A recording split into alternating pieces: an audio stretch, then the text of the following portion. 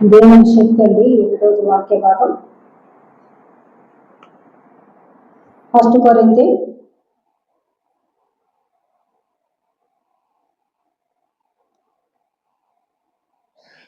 1వ అధ్యాయం 18వ వచనం.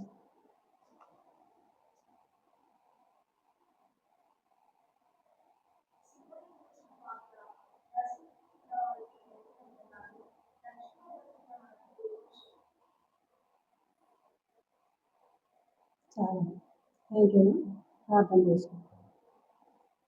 కృపా సత్య సంపూర్ణ ఇంతను నివసించిన సత్యదేవ వాక్య భాగంలో తెలుసుకునేగా మీ శక్తిని మేము తెలుసుకున్నాను. మీ కృపా సహాయంలో వేడుకుంటూ తండ్రి మీ శిల్వాలను తండ్రి మీరు కాచిన రక్తానికి వందనాలు చెల్లిస్తూ పరిశుద్ధ బలకు సిద్ధపడుతూ అన్ని విషయాల్లో మేము ముందుకు సాగిపోతాం. మీ కృపా సహాయంగా వచ్చాము.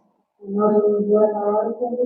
జ్ఞాపకం మీరు మాట్లాడి నాతో మాట్లాడుకుంటాను. మనం వేడుకుంటాం. త్వరగా వేడుకుంటున్నాను తండ్రి.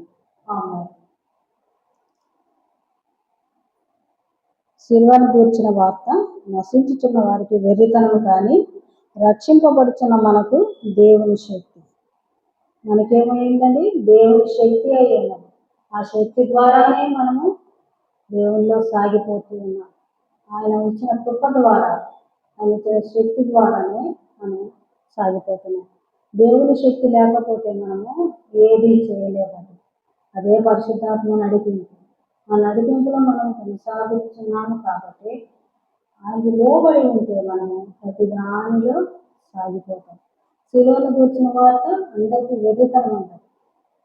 కానీ వెర్రితనంగానే జోకులు కూడా వేస్తూ ఉంటారు చాలా మంది. ఆయన రక్షించుకోలేడు, మనల్ని ఏమి రక్షించలేడు. ఆ రక్షించింది ఒక రోజుకు తెలుస్తుందండి.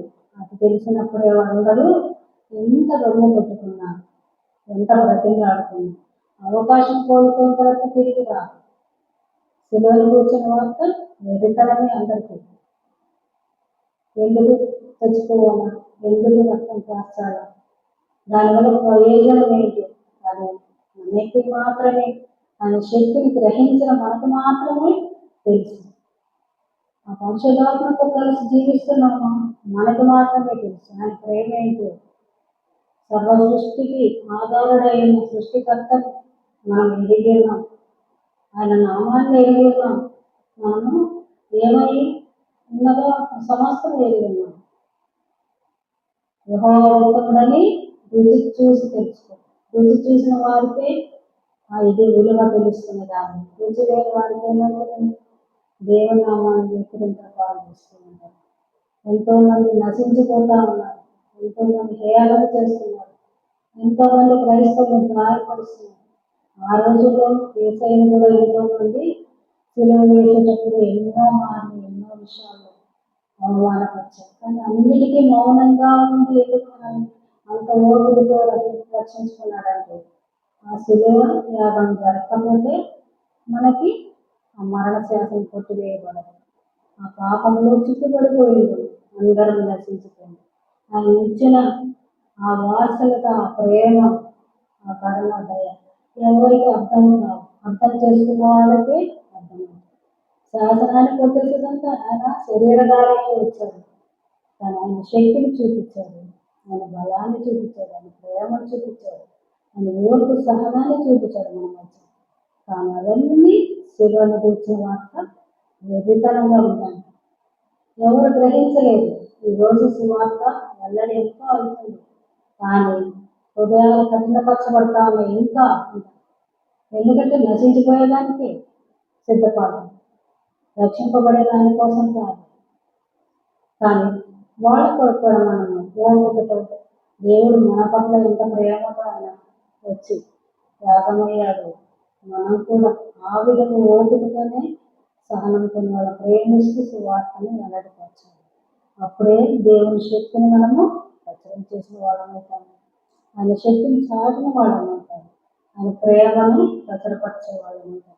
మనలో ప్రేమ లేకపోతే అది శూన్యం అన్నమాట. మనము వాళ్ళలా తిరగబడి వాళ్ళలా మాట్లాడితే మనం దేవుని శక్తిని మనం నిరూపించలేము.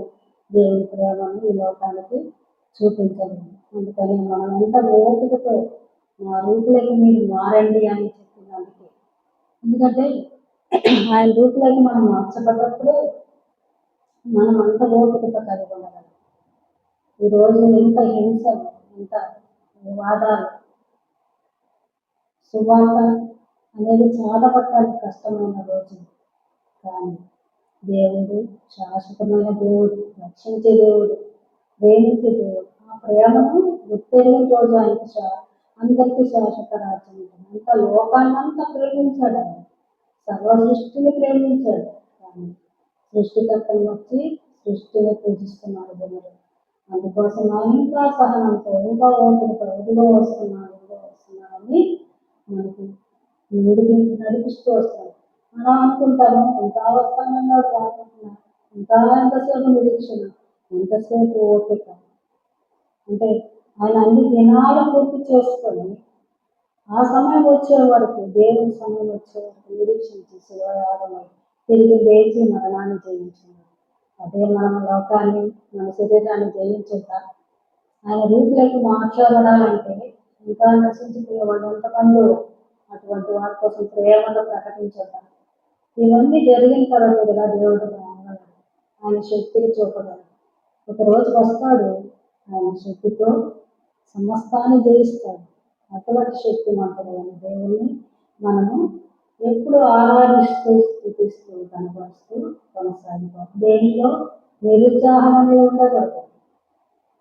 ఏది ఉన్నా లేకపోయినా అన్నిట్లో మనకు దేవుడు ఉంటే చాలు అన్న విధిలో మనం సాగిపోతే, అందులో ఏది అవసరమో ఆయనకి ఎదుగున్న దేవుడు కాబట్టి మనకి అనుగ్రహించే దేవుడు. అందుకని మనం నిరాశలు కూరుకోకూడదు, మనలో కృషించుకోకూడదు. ఆయన రూపులోకి మార్చబడి ఎల్లప్పుడూ ఆయన స్థుతించే వారంగా ఉండాలి. అదేవిధంగా 1లోని 24వ వచనం ఒకసారి చూసుకున్నామండి. 1 కొరింథీ 1:24వ వచనం.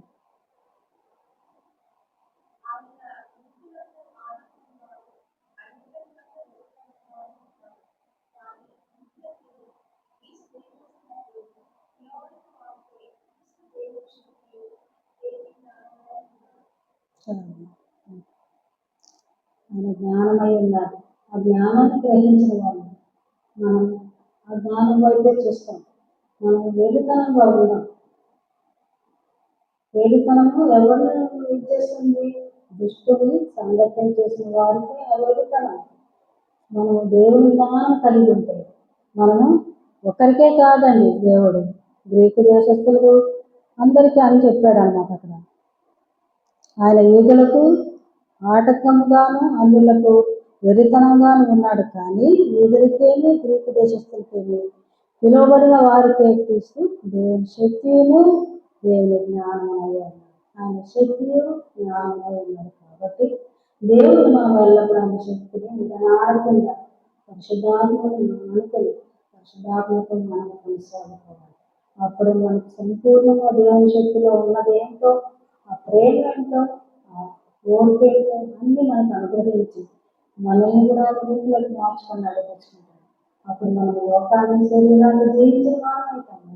దేవుని రాజ్యానికి వారసులు. దేవుడు లోకాన్ని అంతా ప్రేమించాడు. కానీ ఏ ఒక్క ఇదికి గ్రీకు దేశస్తులకు కాదు, ఎవరికైనా కాదు, సర్వ సృష్టికి ఆయన దేవుడు అయి ఉన్నాడు.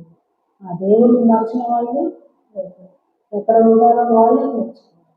కానీ మనలో దేవుని ప్రేమ వెళ్ళడైతేనే ఉన్నారు. వాళ్ళని మనం అసహించుకోకూడదు, ద్వేషించకూడదు. మనలో దేవుని ప్రేమ, ఆయన రూపం మనలో కనిపించాలి. దేవుని శక్తి, ఆయన జ్ఞానాన్ని కలిగి మనము వివేకం కలిగిన వారమై అడుగు వేయాలి. దుష్టుని సాంగత్యం చేయకూడదు, దుష్టులతో సహవాసం చేయకూడదు. అందరితో సహాయం చేస్తే మనము ఏమైపోతామో, కానీ అందరితో సహవాసం చేస్తూ వాళ్ళని మార్చేస్తూ మన క్రియల ద్వారా జరగాలి.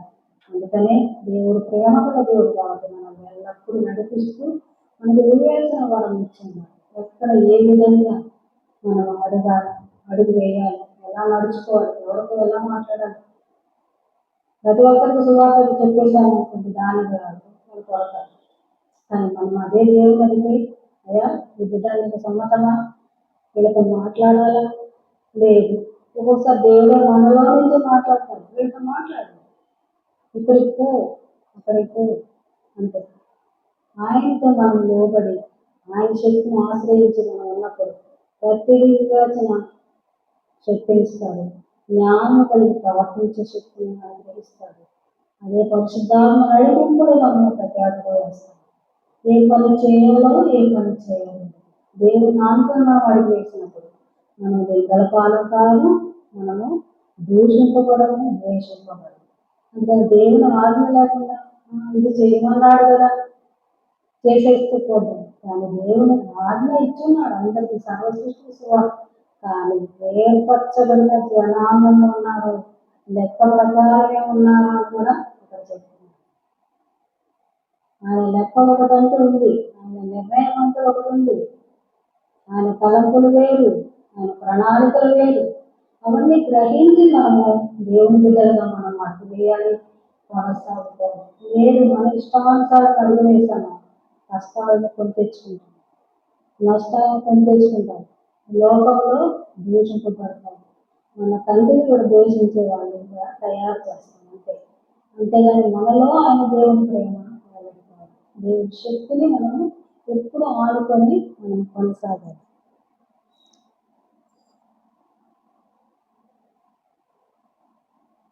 ఫస్ట్ కొరింథీ 2వ అధ్యాయం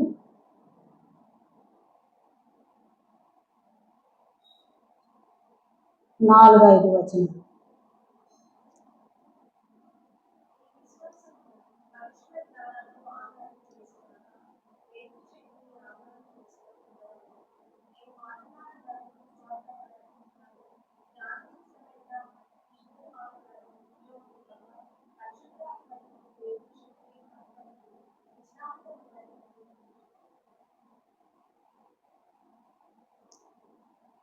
పరిశుద్ధమైన పౌలు ఏం చెప్తున్నాడు?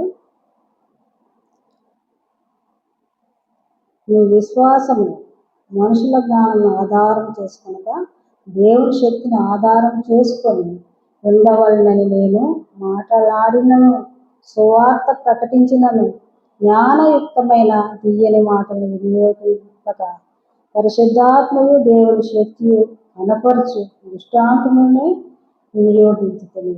అంటే మన జ్ఞానంతోనూ మన తెలివితోనూ మనము ప్రగల్భాలు పలుకుతూ సాధ్యమంటే అది కుదరదండి. దేవుని శక్తిని మనము జ్ఞానయుక్తమైన తీయని మాటలు వినియోగింపక పరిశుద్ధాత్మయు దేవుని శక్తియు కనపరచు దృష్టాంతమునే వినియోగించాలి. అంటే యేసయ్య అందరి మధ్య ప్రకటించినప్పుడు కూడా ఉపమానం లేకుండా ఎప్పుడు ప్రకటించలేదండి. ఏదో ఒక ఉపమానంతోనే ఆ మనుషుల్ని ఆపట్టుకున్నాడు, ప్రకటించాడు, దేవుని ప్రేమను వెల్లడిపరిచాడు, ఆయన శక్తిని నిరూపించాడు, ఆయన ప్రేమను కనపరిచాడు. అంతేకాని మనము ప్రగల్భాలకు పోతాం, మన జ్ఞానంతో ఒక్కొక్కసారి మనము ఉపయోగిస్తాం, కానీ మన జ్ఞానం వ్యర్థమైందండి. లోక జ్ఞానము వ్యర్థమైంది. ఎందుకన్నా ఎన్ని డిగ్రీలన్నా పొందు, కానీ లోక జ్ఞానం అనేది వ్యర్థమైంది. అందుకే దేవుడు చెప్తాడు, పరిశుద్ధాత్మ యొక్క దేవుని శక్తి కనపరచు దృష్టాంతము వినియోగించదు. పౌలు ఎంతో విద్యలు చేశాడంట, కానీ ఆయన ఆ జ్ఞానాన్ని ఉపయోగించలేదు, ఆయన శక్తిని ఉపయోగించలేదు. ఆయన అంతా బలశూరుడే, అందరి మీదకి తిరుగుబాటు చేసిన వ్యక్తి సౌలుగా ఉన్నది. కానీ పౌలుగా మార్చబడినప్పుడు కేవలం పరిశుద్ధాత్మ శక్తిని పొందుకొని దేవుని జ్ఞానంతో ఆయన ప్రకటించాడు, మనుషుల్ని నడిపించాడు, అందరికీ ప్రకటించాడు. కానీ మనం ఏం చేస్తాం? మన జ్ఞానం పైన ప్రతిదీ ఆధారపడి ఉంటాం, మనం గొప్ప అనుకుంటాం, మన జ్ఞానంతో ప్రతిదీ అడుగు వేస్తాం. కానీ ఇక్కడ దేవుని జ్ఞానం ఆనుకున్న వాళ్ళు ఎప్పుడూ దెబ్బతిన్నారు. పరిశుద్ధాత్మతో అడుగు వేసే వాళ్ళు ఎప్పుడు ఆటంకపరచబడరు దేని విషయంలో కూడా. ఎందుకంటే నడిపించేవాడు పరిశుద్ధాత్మ దేవుడు, మనము కాదు, మనలో ఉన్న పరిశుద్ధాత్మ దేవుడు. అందుకని జ్ఞాన వివేకాలను అనుగ్రహించి మనం ప్రతి విషయంలో మన సొంత జీవిత విషయంలో కూడా దేవుని నామం నడిచినప్పుడు విజయం అపజయం అనేది ఉండదు. ఎక్కడ పొరపాట్లు జరగకుండా తప్పించి నడిపించేవాడు దేవుడు. అందుకని పరిశుద్ధాత్మతో సహవాసం కలిగి మనము జీవించాలి. ఆ జీవించలేకపోతే మనము దేవుణ్ణి కనుగొనలేము, దేవునితో కలిసి ఉండలేము. ఈ లోకము శాశ్వతమైనది. శాశ్వతమైన ఆరాధన కోసం మనం కాపులాడాలన్నా, మనం నిలబడి సాగిపోవాలన్నా పరిశుద్ధాత్మ దేవుడు మనకి నడిపింపును అనుగ్రహించాలి. ఆ పరిశుద్ధాత్మని దూరం చేసుకోవద్దని ప్రతి ఒక్కరు పరిశుద్ధాత్మ అనుభవం కలిగి నాతో మాట్లాడాలి. మాట్లాడే దేవుడు మన దేవుడు. ఆయన ఊరికే వాక్యం చూసినప్పుడే కాదు, ప్రార్థన చేసుకున్నప్పుడే కాదు, నిరంతరం మనలో ఉండి ఎక్కడ ఉన్నా, ఏ స్థితిలో ఉన్నా, ఏ పరిస్థితిలో ఉన్నా మనలో ఉండి హృదయాంతరంగా మాట్లాడే దేవుడు. ఆయన స్వరం మనం వినే వారంగా ఉండాలి, లోబడే వారంగా ఉండాలి.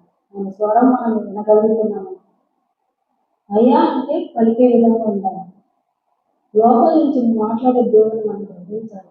ఎంతకాలం మనం లోకాల కోసమో మన పరిస్థితి కోసం సాగిపోతే దేవుని ఆమె ఒక రోజు దుఃఖిస్తుంది, అత్తయ్య తెలియకుండా.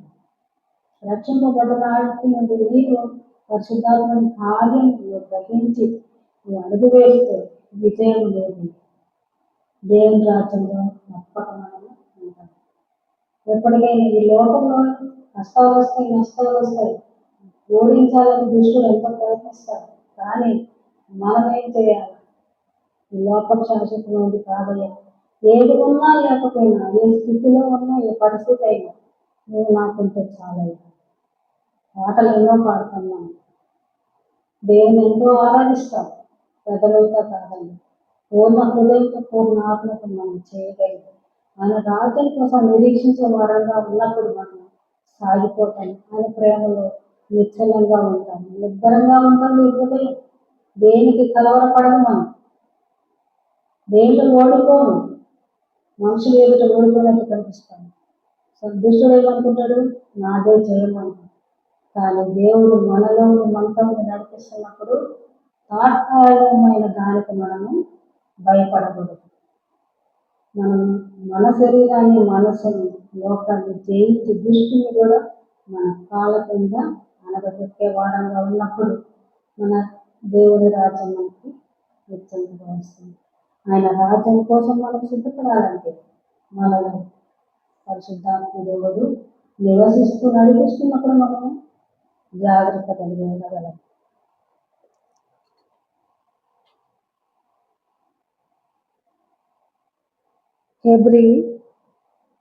హెబ్రీయులకు రాసిన పత్రిక 7వ అధ్యాయము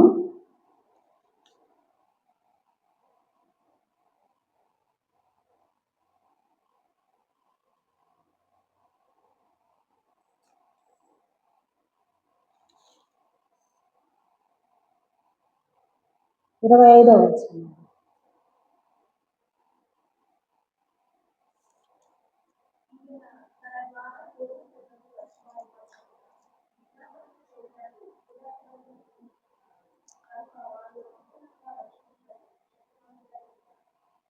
ఎవరండి? మన పక్షంగా ఈయన తన ద్వారా దేవుని వద్దకు వచ్చి వారి పక్షము విజ్ఞాపన చేయుటకు నిరంతరము జీవించుచున్నాడు కనుక వారిని సంపూర్ణముగా రక్షించుటకు శక్తిమంతుడై ఉన్నాడు. యేసయ్య లోకానికి వచ్చి మనం రక్షించుకొని తిరిగి మళ్ళీ మనకి పరిశుద్ధాత్మను మనకి అనుగ్రహించి ఉన్నాడు. ఇద్దరు ఏకమై ఉన్నారు, తండ్రి కుమారుడు పరిశుద్ధాత్మ దేవుడు. కానీ వారి పనులు వారు చేస్తున్నారు, మన పని మనం చేస్తున్నాము. మనం ఆశ్రయిస్తున్నాము. ఏ సమయంలో ఎవరిని ఆశ్రయించి ఎక్కడ మనం ఇది కావాలనేది మనం గ్రహించాలి. అందుకనే ఈయన తన ద్వారా దేవుని యొద్దకు వచ్చి వారిని పక్షమున విజ్ఞాపన చేయుటకు నిరంతరం జీవించుతున్నాడంట. మనలో జీవించేవాడు పరిశుద్ధాత్మ దేవుడు కనుక వారిని సంపూర్ణముగా రక్షించుటకు శక్తిమంతుడై ఉన్నాడు. ఆయన శక్తి తగ్గితే మనకి శక్తి చాలదు.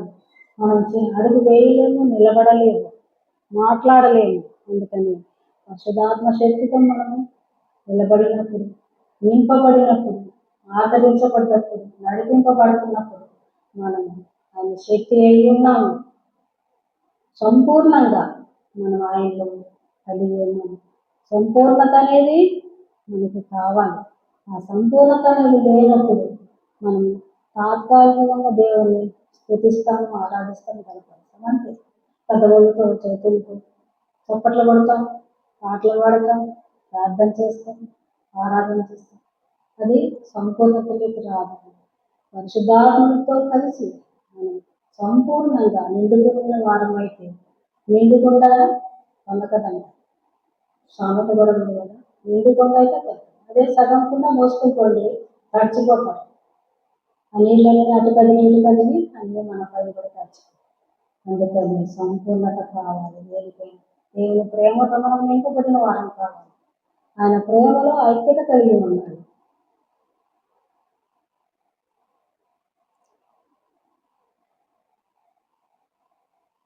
రెండవ కొరింథీ 13వ అధ్యాయం 4వ వచనం చదువుతున్నాను.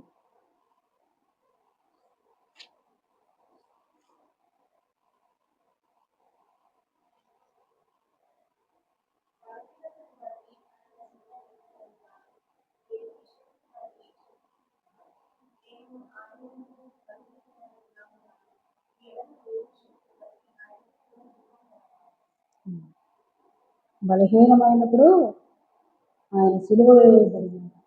ఎందుకంటే ఆయన శక్తిని పక్కన పెట్టి మహిమను విడిచి వచ్చి సిలువ వేయబడ్డాడు. కానీ ఇక్కడ బలహీనతను బట్టి ఆయన సిలువ వేయబడింది, కానీ దేవుడి శక్తిని బట్టి జీవించుచున్నాడు. ఆయన దేవుడి శక్తిని బట్టి జీవించుతున్నాడు. దేవుడు ఆయనకు దూరం అయిపోయాడు. శరీర దారి అయినప్పటికీ కూడా ఏసయ్యకు దేవుడు మహిమ అనేది దూరం. దేవుని శక్తితో నింపబడి ఆయన పూర్తి చేశాడు, సంపూర్ణంగా నెరవేర్చాడు సిలువలో. కానీ ఇక్కడ మనము కూడా మేము ఆయన బలహీనతను బట్టి ఆయన సిలువ వేయబడింది, కానీ దేవుని శక్తిని బట్టి జీవించుచున్నాడు. మేము ఆయన అనుకుంది బలహీనమై ఉన్నాము, కానీ మీ ఎడల దేవుని శక్తిని బట్టి ఆయనతో కూడా జీవం గలవారం. మనం రక్షింపబడిన వారమై ఉంటే జీవము గలవారం. ఆయన జీవం మనలో ఉంది. జీవాత్మ ఊడగా నల్లాడు. అది పరిశుద్ధాత్మ శక్తితో నింపబడగా శక్తిమంతుడైంది. ఆ శక్తిని మనము అనుకుని మనం ఎప్పుడు దేవుడు ఊపిరి ఊదినప్పుడు జీవంతన వారమయ్యాము. ఎప్పుడో బాప్తిసంలో మళ్ళా తిరిగి మనం జన్మించినప్పుడు శక్తిగా పొందుకొని ఉన్నాం.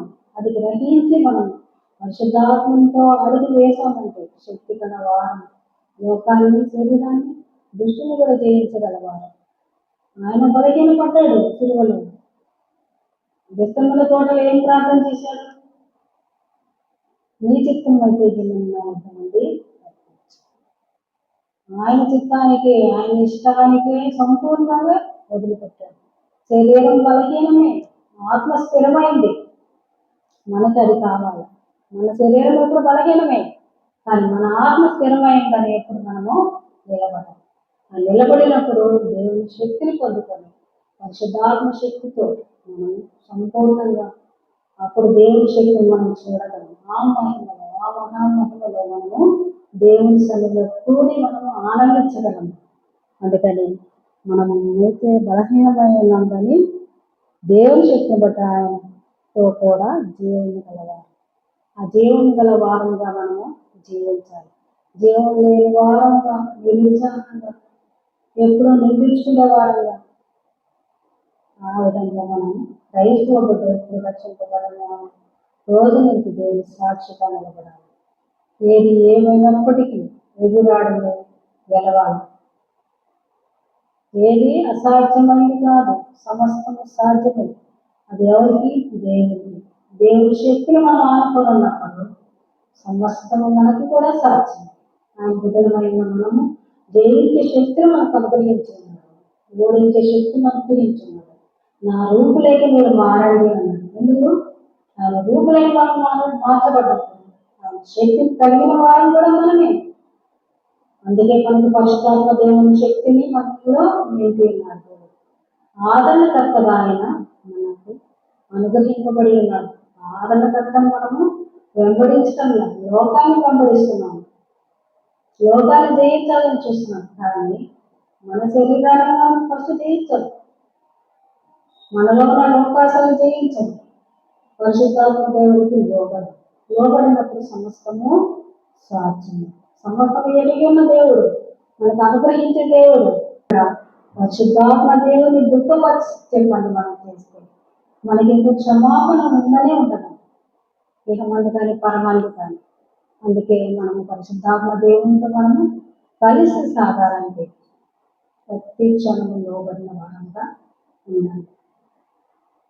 లాస్ట్ ఒక వచనం చూసుకొని మనం 1 పేతురు 1వ అధ్యాయం 5వ వచనం.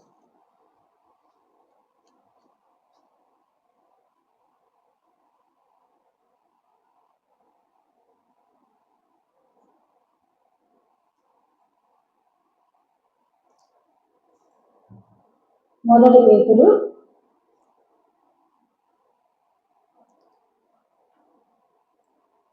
1వ అధ్యాయం 5వ వచనం.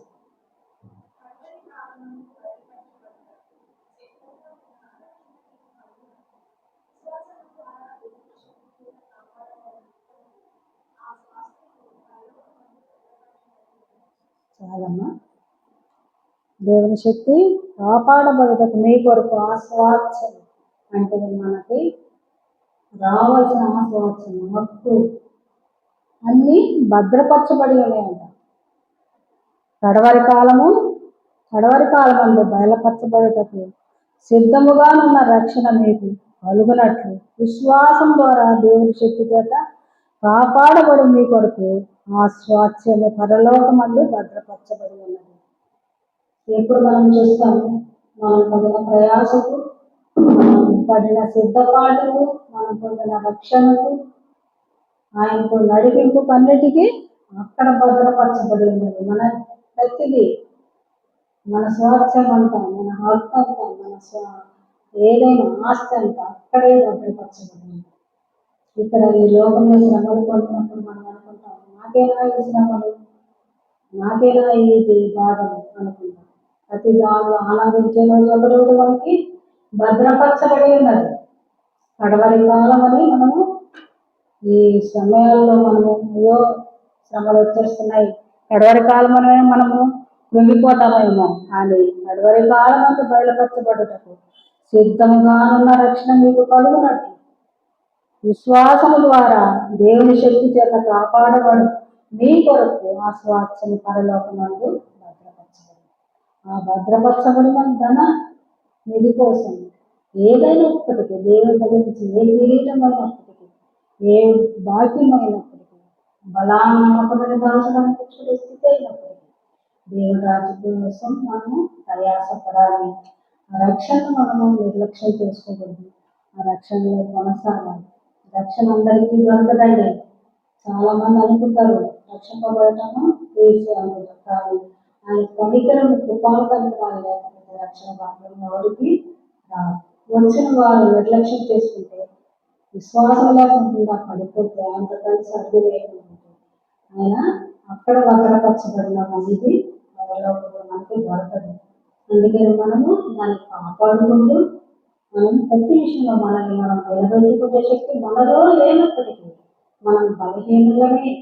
మనలో ఉన్న పరిశుద్ధాత్మ దేవుడు బలవంతుడు, నడిపించేవాడు. కాబట్టి ఆ పరిశుద్ధాత్మ దేవుని మనం ఆనుకొని ఆయనకి మనం స్వహస్తాలను అన్నిటికీ అప్పచెప్పేసి అన్ని పనులను, ఈ పనుల భారం నాకు నా వేరే నేను ఆ రకంగా మనం వారం మనం మోసుకుంటే, మన శ్రమ మనం పడితే ఏది ప్రయోజనం ఉంటుంది. అందుకని దేవుని అనుకుని ప్రతి ఒక్కరు నిశ్చింతగా ఈ కాలంలో దేవుని కేవలం స్థుతించే వారంగా, మనం రక్షణ నిర్లక్ష్యం చేసుకోకుండా కొనసాగే వారంగా ఉండాలని కోరుకుంటూ దేవుని కృపగల వాటిని దీవించుకుంటారు.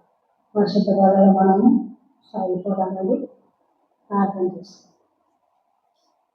సరే, సృష్టిని ఏకరీతిగా పాలిస్తున్న గొప్ప తండ్రి, ఈ వాక్యాలు ఆధారపై మీరు నిమ్మలతో మాట్లాడే విధానం మమ్మల్ని మేము నిలబెట్టుకోలేకపోయాం. బలహీనమైన మమ్మల్ని బలపరచండి. మీ పరిశుద్ధాత్మ నడిపింపులు మాకు అనుగ్రహించండి.